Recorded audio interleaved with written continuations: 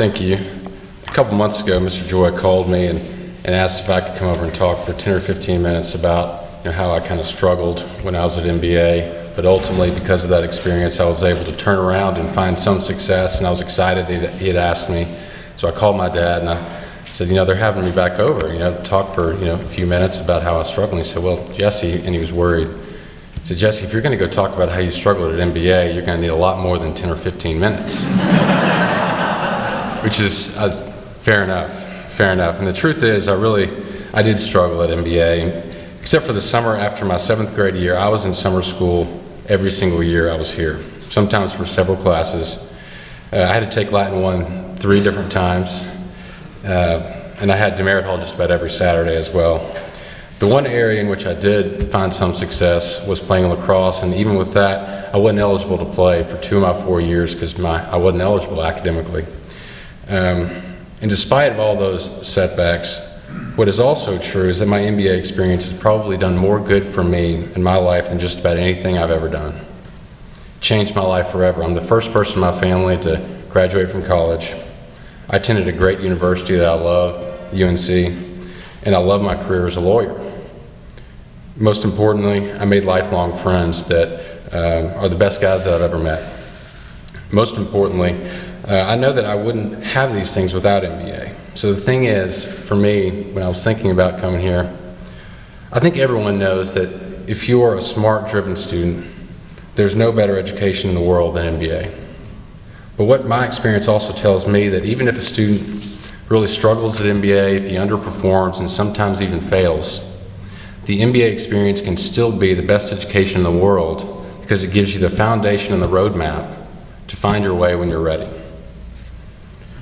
And it's funny, Mr. Joy mentioned earlier today that expectations are so important, and that's really a theme of what I'll touch on today. For me, MBA is able to do this in large part because of the high expectations it has for everyone in its community. MBA's mission is more than getting boys into good colleges. MBA teaches us that we need to live by certain principles in everything we do. We are expected to be honest, work hard, chart our own path. But teaching us to have these expectations for ourselves, to really embrace them, is what MBA strives to do, and does so well. I like to think that I'm one of the many students who, sooner or later, did embrace these lessons. Everywhere you look on campus, there are reminders of these expectations, from our school motto to biographies of notable alumni. We see every day what the expectations are of us. But we've learned them, and we do learn them from our teachers. First and foremost, day in and day out, I saw that my teachers truly believed MBA was a special place, and they bought into the school's history and ideals. To a person, they believed MBA was bigger than any one individual in our community. I never saw once a teacher roll their eyes at a pep rally or one of our alumni get-togethers.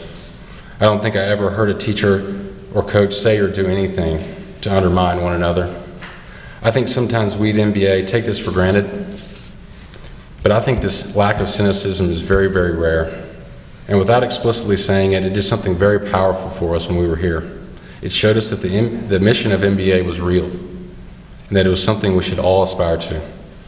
I think without the steady endorsement of MBA's high expectations by our teachers, MBA couldn't achieve what it has set out to do, to get the students to embrace those things for ourselves. And as I know all too well, though, high expectations are not always enough. Depending on the student, they can either motivate or overwhelm. And this is how my teachers really made a difference for me.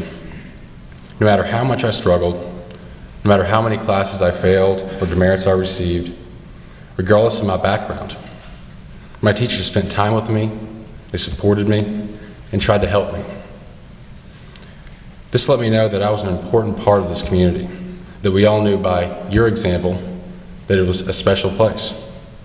This also let me know that I couldn't avoid my obligations by just not trying. The high expectations you had for me, you also had for the rest of us in the community. You believed in MBA and you believed in me, and it made a big difference. And each teacher expressed this in different ways.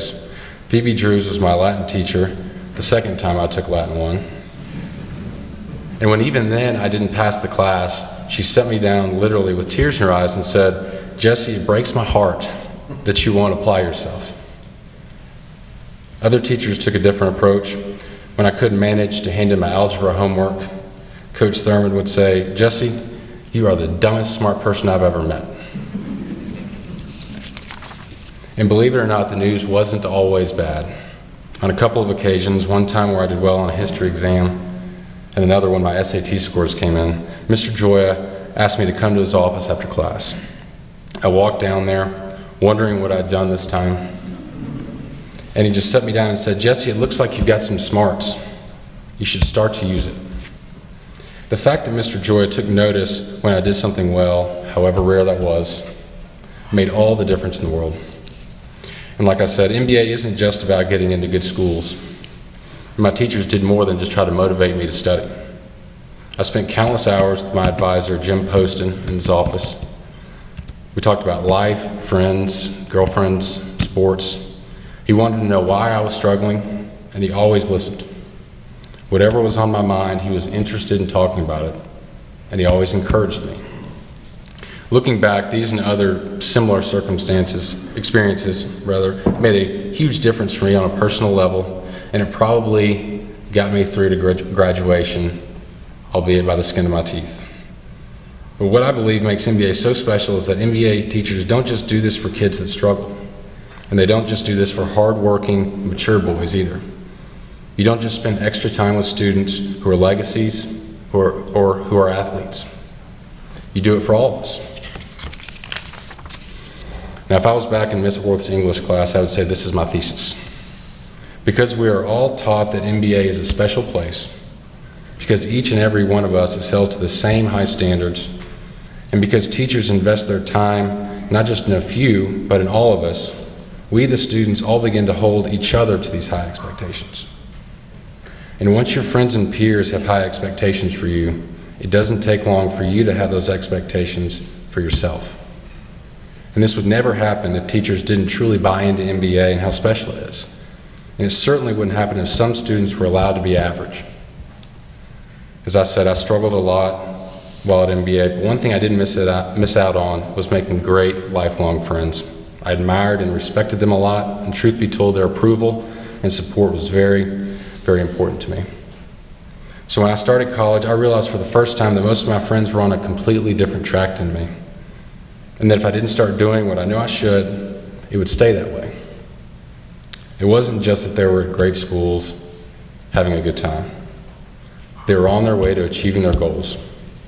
And that's what motivated me to start doing the things that my teachers had taught me to do. Work hard, do your best, seek out challenges, try to be a role model. And I didn't just start doing my homework and going to class. I sought out leadership roles. I tried to run for student government office. I took on several jobs so I could volunteer for Senator Frist. I knew what to do because of my teachers, but I became motivated to do these things because of my friends. And my friends' expectations of me didn't just fall from the sky. They learned them just like I did because our teachers taught them to us. I can only imagine there's a temptation to invest more time in those students that are working hard, that are motivated, and seem to be getting everything they possibly can out of MBA. Maybe I'm biased because I wasn't one of those students, but when you also spend time and effort encouraging and helping the kids that are struggling the most, you make sure that the MBA experience continues to shape all of us long after we've graduated. I like to tell people that if MBA can help me, it can help absolutely anyone. I struggled just about every day I was here, but because of that experience, I learned that MBA is not just the best school for boys that have it all together. It is also the best school for boys that need the very best teachers. Thank you.